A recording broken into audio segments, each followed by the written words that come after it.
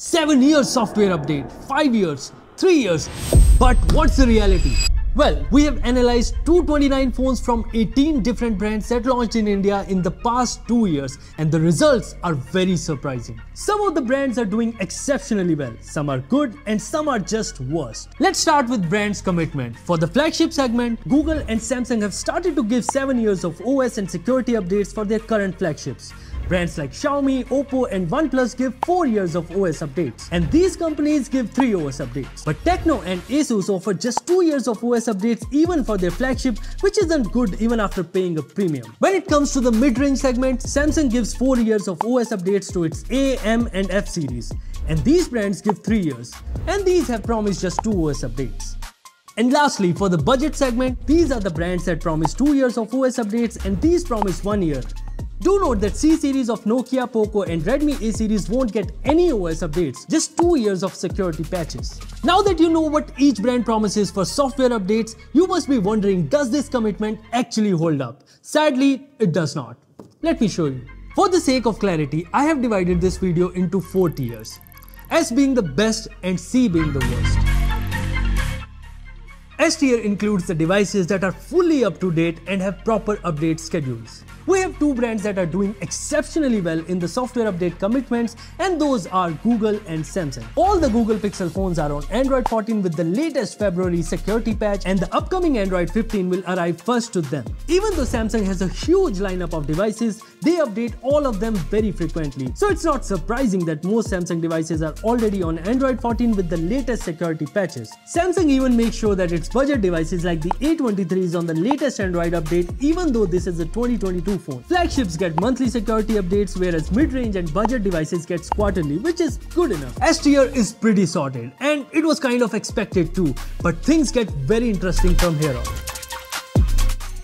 In the A tier, I have included brands that give timely OS update, but there's still some room for improvement. These are the brands that I've placed in the A tier. Let's start with Oppo, as it remains a good choice for stable OS updates. A lot of their phones are already on Android 14, but the Find N3 Flip, which launched last year, is still on Android 13, and all of their phones in the A series have also not been updated as of yet. Sadly, only the premium Find series gets monthly security patches, with everything else on the quarterly schedule. iQOO have updated most of their phones to Android 14 already, but the only caveat is that they offer 3 OS updates for their flagship devices, which is less compared to other devices in the same tier. However, they offer monthly security patches for all of their phones, which is a good thing. When it comes to Vivo, their flagship X90 series that launched last year is still running on Android 13, but the phones from V and T series have already been updated to the latest Android 14. Apart from this inconsistency, all of their phones are getting the monthly security patches, which is good. Now we all expect the good old OnePlus to be among the best, right? Even though OnePlus offers Android 14 on all of its devices with monthly patches, it's still not in the S tier.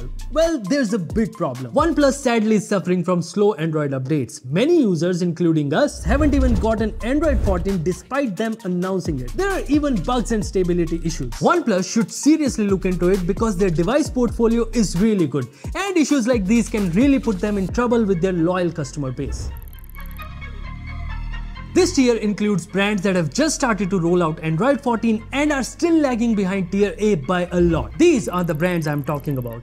Yeah, Xiaomi, the flagship brand, comes in the B tier because only the Xiaomi 13 Pro is on HyperOS and all of their other phones from 2021 are still running on Android 13. They haven't even announced a rollout plan for the older devices, which is crazy. Redmi phones are mostly on Android 13 with only a bunch of devices like the Note 12 4G, 12 5G and 12C getting HyperOS, while even the recently launched Note 13 series haven't even received it. They also launched the Note 13 series with Android 13, while the Poco X6 Pro came with Android 14 out of the box. Poco has also not pushed Android 14 to most of their devices, as only 3 phones out of their whole lineup have got the latest HyperOS. Apart from the Realme 12 Pro and Pro Plus, none of their phones are on Android 14. Some series are even on November 2023 security patches, which is not at all good. They do have a beta program for a lot of their phones, but Realme doesn't have a good track record of pushing updates, as the Realme GT Neo 3 got its first beta 4 months back and the users still have not received the stable version. Now this is the bottom of the barrel for me. These are the brands that are poorly performing in terms of software update. Let's start with Lava. which has no phones on Android 14 right now.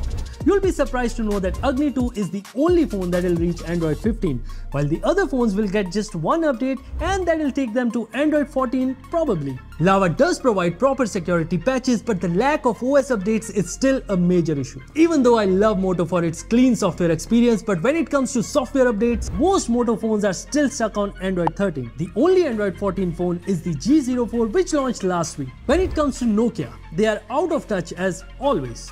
Only one Nokia device is on Android 14, however the brand has remained silent on OS updates for all the other phones, which is very sad. Tecno treats their phone very differently. Their flagship Phantom Fold and Flip series did get Android 14, but they are stuck at October security patches. But the regular Phantom series, mid-range series and the budget phones got no major update, just the security patches. Last one in this tier is the Infinix, because there is no Infinix phone with Android 14 at all. It feels like they don't care about Android updates at all. Many of their users complain about the same, but Infinix doesn't act upon it. Too bad.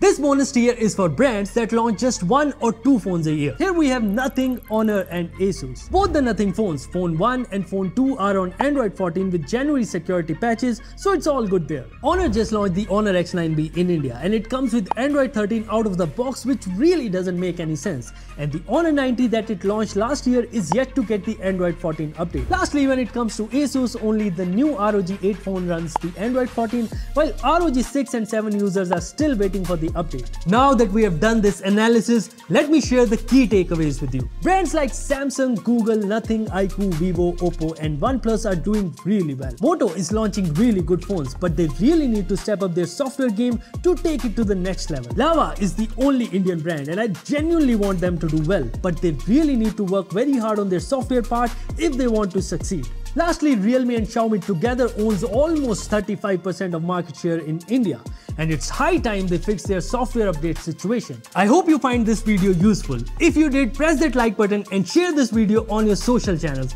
because a lot of effort went into making this one video. Also, do share your own experience in the comments down below so that everyone can know. Thank you for watching and I'll see you in the next one.